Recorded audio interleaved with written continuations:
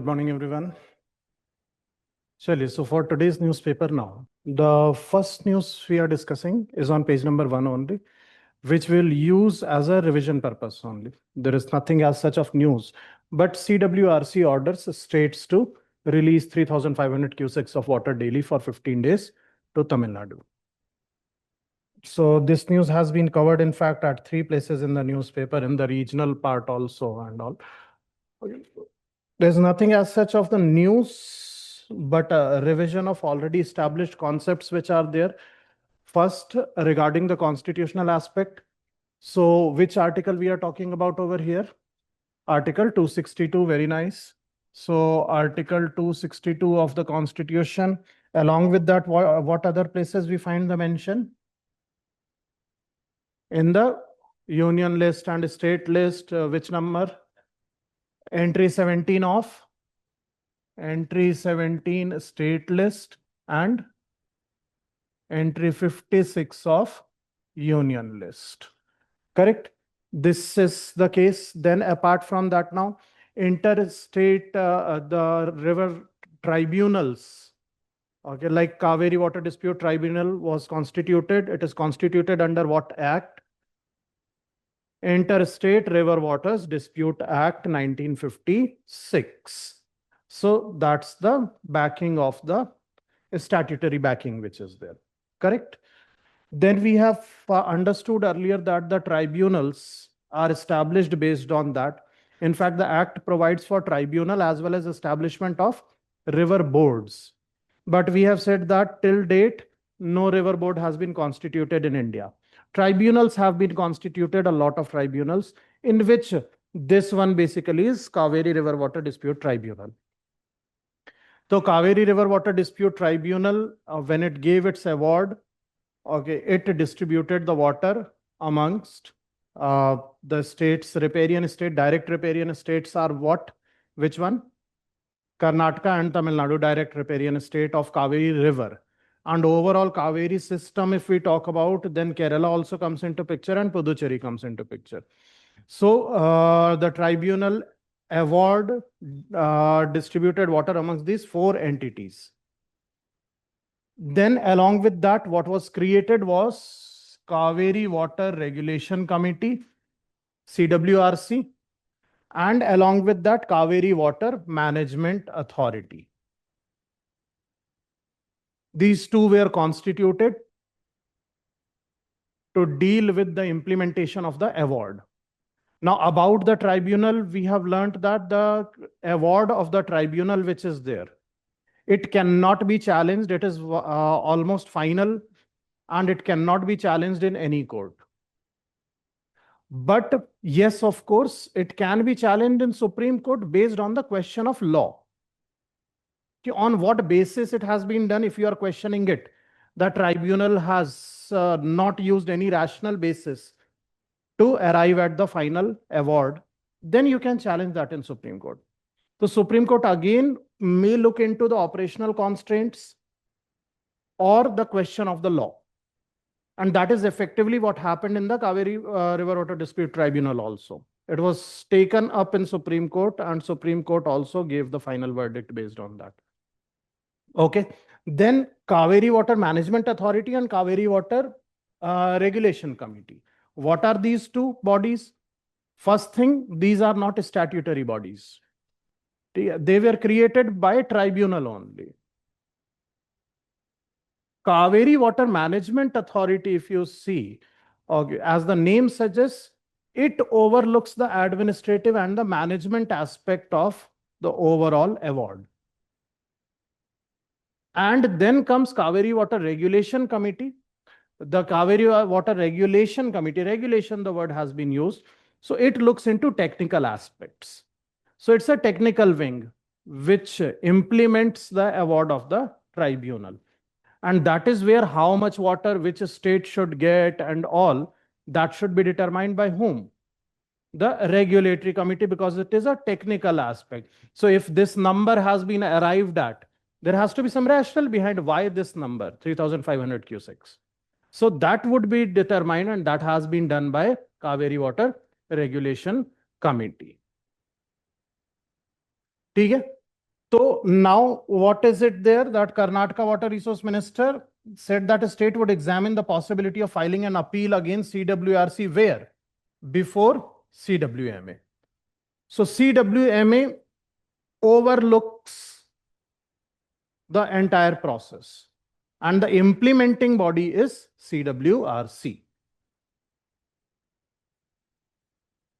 Okay, got it? That's the only thing we have to know. Majority of the things we already knew earlier. But we'll keep on repeating as the news come.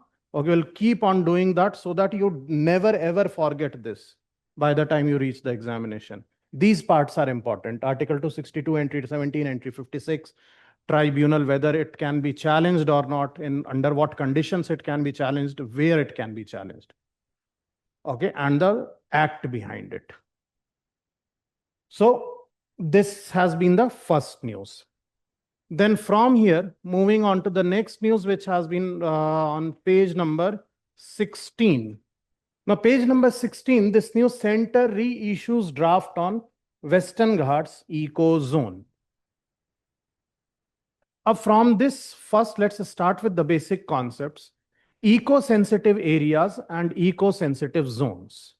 Now, eco-sensitive areas and eco-sensitive zones, what's the basic difference between these two? So, the eco-sensitive areas and eco-sensitive zones, these are notified, first of all, under Environment Protection Act, EPA 1986.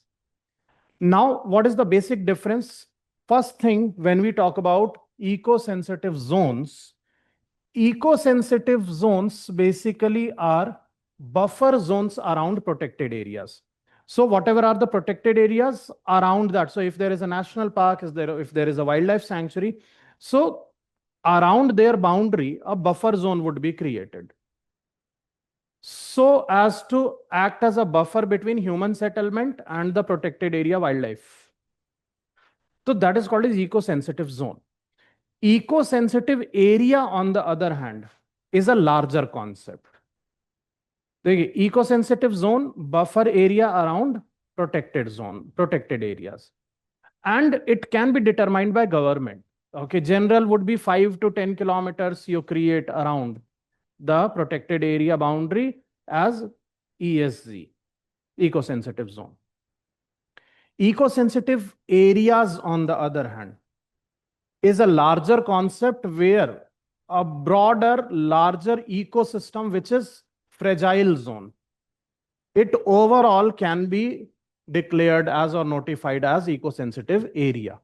So eco-sensitive area may or may not be associated with protected areas, need not. And it's a larger concept. Eco-sensitive zone is territorially limited just around the protected area. That is first the difference. Okay? Second thing now, going behind the history of this, again, we are aware of the history. Okay, two committees which have been there. Which are the committees? Gadgil Committee and Kasturi Rangan Committee. So, Gadgil Committee initially, Gadgil Committee was constituted for Western Ghats, 2011. And Gadgil Committee proposed what? Whole of the Western Ghats, 100% of the Western Ghats to be declared as ESA. Okay, of course, it was opposed due to development issues by the states concerned also. And therefore, a committee was reconstituted, okay, under Kasturi Rangan Committee. Now, Kasturi Rangan Committee proposed what? First, differentiate between natural and cultural landscape. And the natural landscape may be, okay, the protected area should be in the natural landscape only ESAs. And that would be around how much? 37%. 37% should be the, what is the proposal for ESA. Everyone remember this? You have written that earlier also, given there? So, see, that is how we go on linking things. We have already done, now news come, we know already everything. So, this is the history.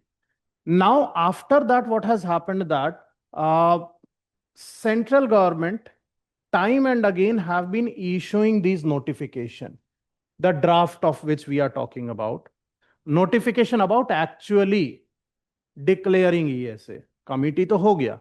Committee said this, but the declaration has to be made.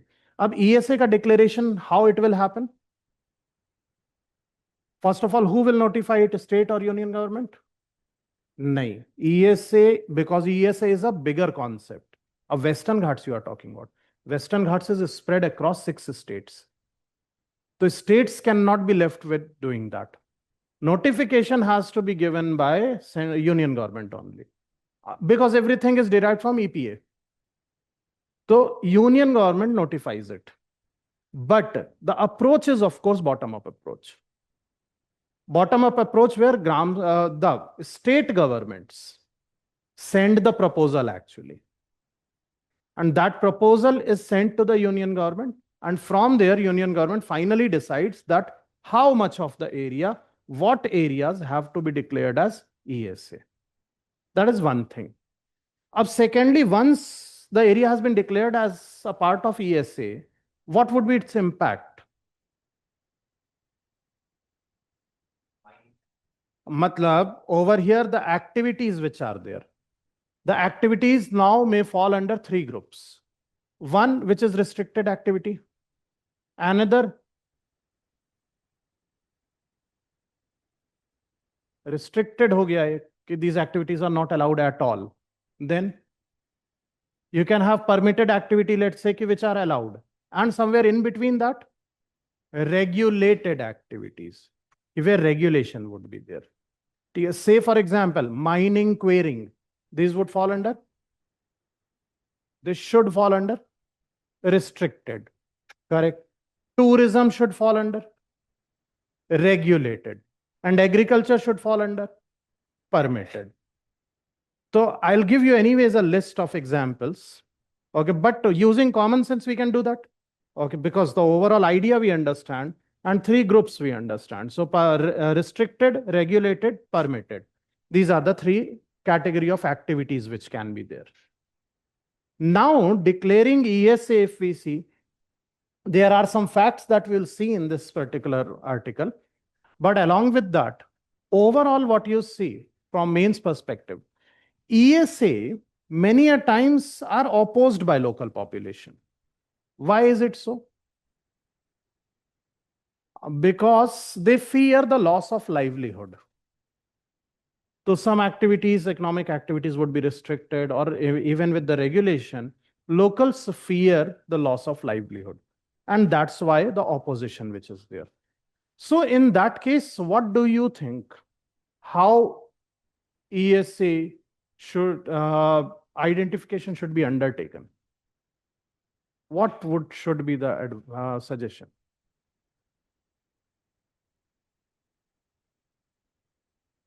But then that would be a big issue. This is the main idea. When we say that there is a misconception with ESA, ESA particularly do not involve any land ownership transfer or any relocation. People may keep living there. They are not relocated at all. No land is transferred also. The government do not take land also. It's just the fear of loss of livelihood. So then how it should be done? Then over here, we will bring in the FRA, Forest Rights Act. A Forest Rights Act mein, government has given the forest dwellers some rights with respect to their livelihood. As well as it is included in the FRA very clearly that if you have been living in this area, okay, the land belongs to you only. Okay, the title belongs to you. They have given some conditions ki last 3 generations or so, or from the date when you have been living. Okay, so land belongs to you. No one is going to take away the land from you. But more importantly, one feature of FRA, which is the involvement of Gram Sabhas. And now this is where the idea comes that when you are identifying the ESAs or so, to remove the apprehensions of the people, they are apprehensions only, I'm telling. Okay, but to remove the apprehension, you may align FRA with ESA. Because at the end, FRA gives them some rights of livelihood, ki you can do this, you can do that. Plus, the role of Gram Sabha is central in FRA. Now, if you align FRA with ESA, what would happen? Okay, you start whole of the process from Gram Sabha only. Try to understand and let them decide ki, ha, these are the activities we are doing. So, and we are earning from these activities. If ESA it becomes, then also it would not be impacted. Or if it is being impacted, they should be able to tell it to government, and government now can take some alternative options they can figure out for them. And so when it becomes a bottom-up approach, okay, then that becomes a very effective approach in terms of declaring a ESA or overall environment conservation. Okay, understood? So that's whole of the idea now. So this is the draft now, which number of draft we'll see, 6th, 7th, or whatever draft it is there, 11th, I think, where now it has been open for again the public suggestions. And draft is nothing but simply what area, what villages, everything has been mentioned that which all would be included under ESA. Okay? So that's the concept of ecologically sensitive areas. So first let's note down these specific pointers which are there about ESA. Then we will read the news. ESZ, ecologically sensitive zone. ESZ is what? Buffer areas around protected areas. ESZ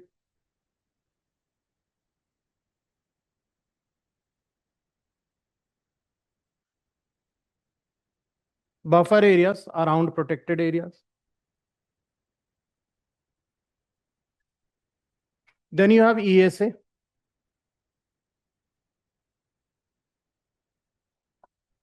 ESA like a larger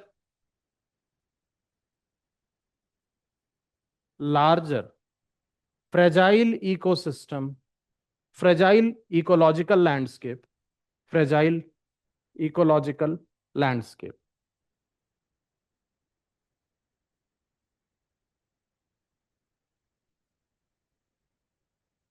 Next point,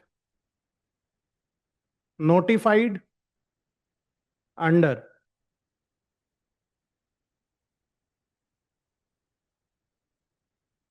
EPA 1986, notified under EPA, Environment Protection Act, EPA 1986 by Union Government,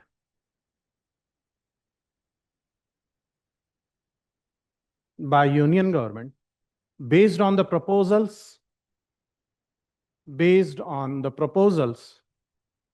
sent by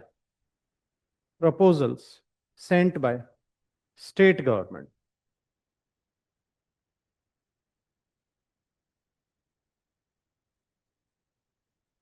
Next, right there, activities prohibited. Activities prohibited.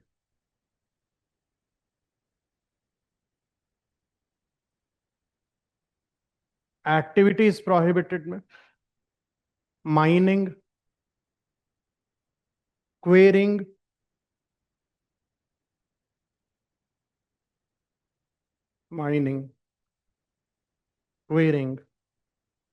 polluting industries,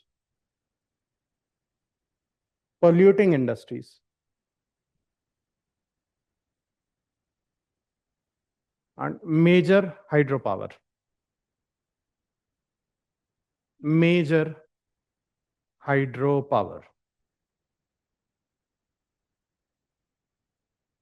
That's first category. Second category, activities regulated.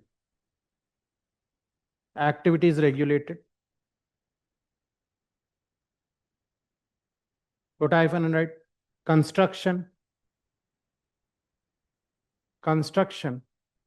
tourism,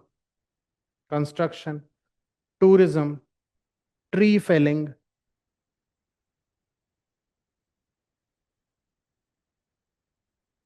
groundwater extraction. groundwater extraction.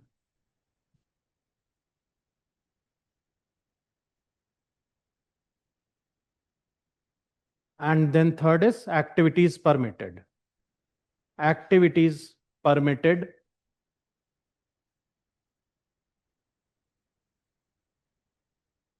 Agriculture. Traditional livelihood.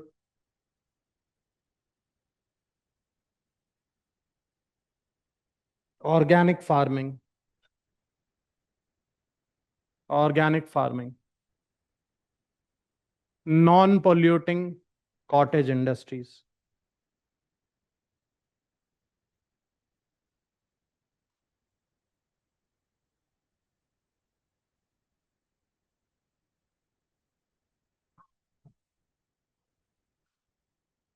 Okay. Then now when we take a look at the article itself. So in the article, what are the things over here? So first just check over here. I'll tell you, then you are going to read and then write. Is first one over here in this part, you can see Gadgil committee and Kasturi Rangan committee. That is given over here. Okay. So that is the one you will note down again, although don't repeat what you have written earlier. You can just mention that covered earlier, the details and all. That is one thing. Secondly, apart from that, when you will read over here, basically it deals with which draft it has been there, and more so over. Yaha, this part which is there, this is the one which can be interesting part, where you can see the ESA spread across 6 states, in which worthwhile mentioning would be the state with largest share of ESA under this draft is Karnataka, you can see. Correct? Karnataka, Maharashtra. So this can be a fact that I may want to remember for contingency type UPSC questions. See? So that's the only thing that I may want to write from over here. That's it. The rest of, so read it once very quickly and note down things. Okay. Completed, everyone?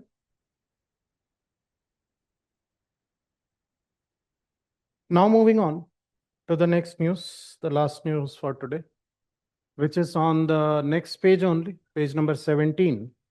India curtailed 8,133 gigawatt hours solar power to maintain grid security. Now, this article, basically what this news is telling us is the installed capacity, installed solar capacity in the present time has reached to the higher levels, but still we are not able to supply it because we have not installed commensurately the transmission systems. So if whatever can be produced, if that much is transmitted, then the grid would become unstable.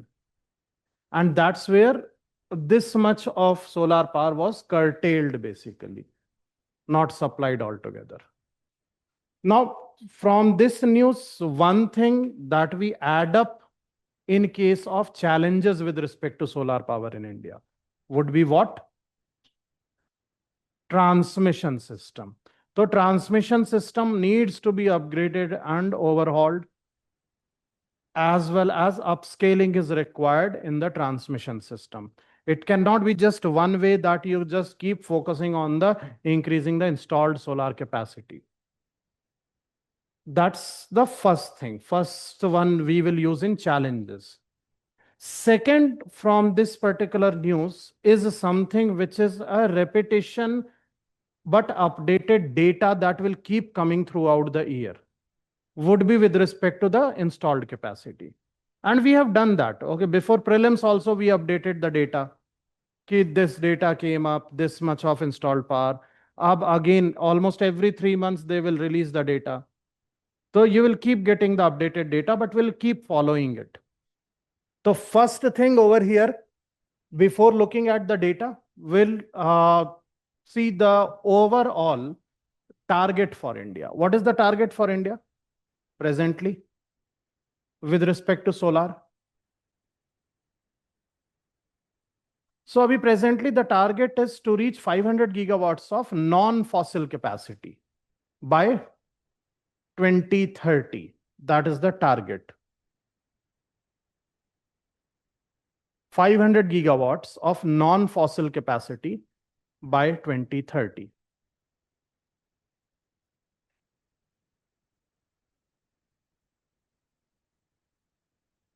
This is short-term target and long-term target.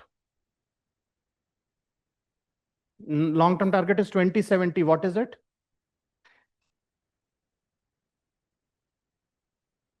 $2070 target. See, these are the things you should never forget.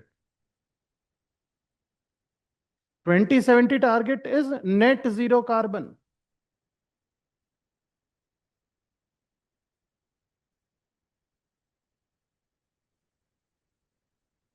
So any answer you are writing on climate change and India's fight against climate change, okay, these two have to come in the answer. Without these two facts, it would be incomplete altogether. We are going with one short-term target and one long-term target. 2030 is short-term, 2070 is long-term target.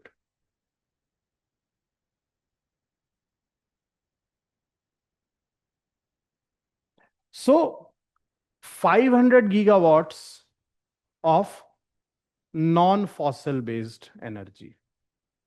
Out of this, if we see the most updated data in the present time, India has reached already 297. 297 gigawatts has been achieved already.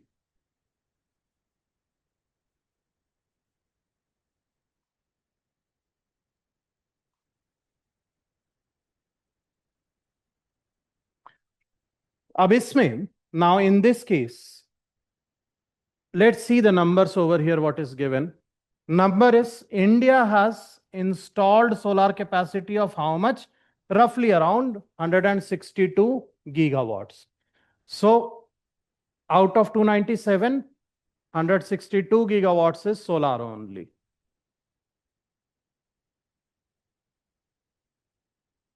That's one thing. Now, if you see the breakup of this, okay, which you need not to memorize, okay, but yet inclusive of 125 gigawatts of utility scale projects, means large projects which are there, and 30 gigawatts of rooftop projects. Now this 30 gigawatts would be important number. 30 gigawatts of rooftop project. Why this is important, 30 gigawatts of rooftop project? It is in relation to a scheme which is, nahi, Kusum is not a rooftop. Kusum is pumps, na? Solar power. Surya Ghar Yojana. PM Surya Ghar Yojana. So PM Surya Ghar, it is in total called as PM Surya Ghar Muft Bijli Yojana. Okay, or simply PM Surya Ghar scheme. What is in there under Surya Ghar scheme?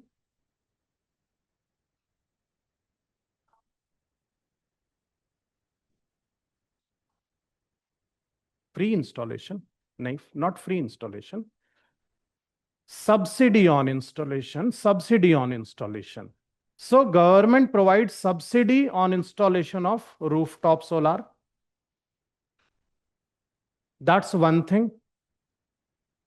Secondly, apart from that, it provides technical helps in that. Okay, technical helps in terms of installation, okay, or figuring out the suitability. And more importantly, here comes the concept of net metering. Net metering. Now net metering is something what has been asked directly in prelims already. They simply asked us the meaning of net metering. Net metering, how does it work over here and what does that mean? Now what is going to happen is, say for example, suppose I got solar power installed at the rooftop in the building. I use some of that. Rest, whatever is there, I supply it to grid. It's almost like selling it to government. जो भी surplus है मेरे पास. That is one that I exported. Let's call it exported. Along with that, I used some electricity from the main grid also, which we normally do.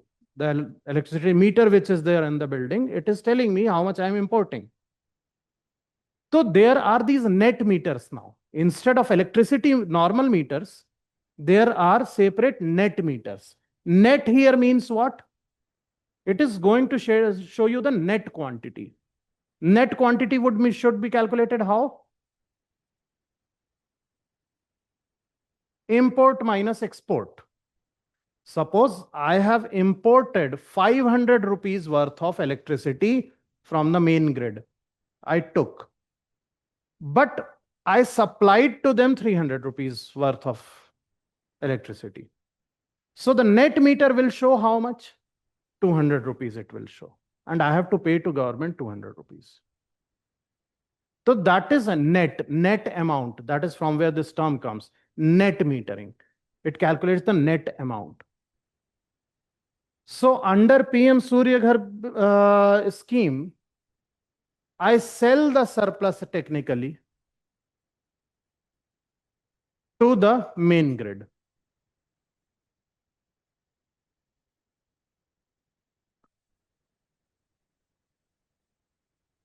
And then net metering comes into picture.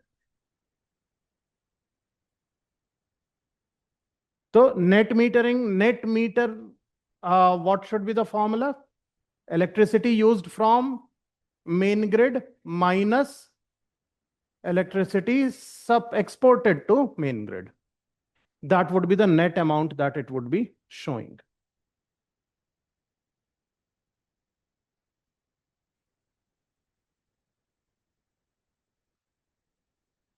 Okay? So overall process of PM Surya Ghar scheme is where first, if I want to avail benefits of this, I apply to government. Okay, if it gets approved, the technicians from there come to my building and check the feasibility, whether it is feasible or not. If it is approved after that, okay, then I am supplied with a list of vendors who do that. Okay, all of this help I get from government.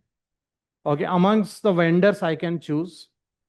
Once it is decided, then I get the system installed and government provides the subsidy, whatever is the, suppose it is 1.5 lakh, 2 lakh. So government may provide 70,000, 80,000 subsidy on that. So that is once it has been installed. Once the system has been installed, again the electricity department will come. And now instead of normal meter, they will install a net meter and the process is done. This is how the overall process works. Understood? So over here, you can see more than 39.7 lakh rooftop solar systems with a cumulative installed capacity has been installed and all. And before that, the scheme has received more than 75 lakh applications. This is first when you apply. No numbers are needed. Just you have to understand a basic process, how it happens. Okay, understood it? So a quick summary of it. Well, how to summarize it? The first thing, okay, about the solar energy in India, we see long-term and short-term targets. Basically, short-term target, that is 500 gigawatts of non-fossil capacity by 2030. Against this, presently in India has already installed around 297 gigawatts of non-fossil based energy already installed. Out of which around 162 gigawatts is the solar power installed capacity. Within that also we talk about around 30 gigawatts of rooftop solar. And with respect to rooftop solar, a very important program, that is PM Surya Ghar scheme. Under PM Surya Ghar scheme, government provides subsidy on rooftop solar installation, as well as give me the opportunity to sell the surplus electricity back to the main grid. And to calculate this, net metering concept has been introduced, which calculates the net amount of electricity I have used in terms of how much I have taken from the main grid and subtracting from it the amount that of electricity that I have exported to the main grid. So this is presently about the solar energy and the rooftop solar in India. Okay, got it? Quite easy, straightforward, no big deal. देखिए, these would be recurring topics. ये ऐसा नहीं आज आया और हो गया. This is not one time news. Okay, throughout, by the time you go to the examination, a minimum of 5 to 10 times you'll get this news. We'll keep updating it, but the base remains same.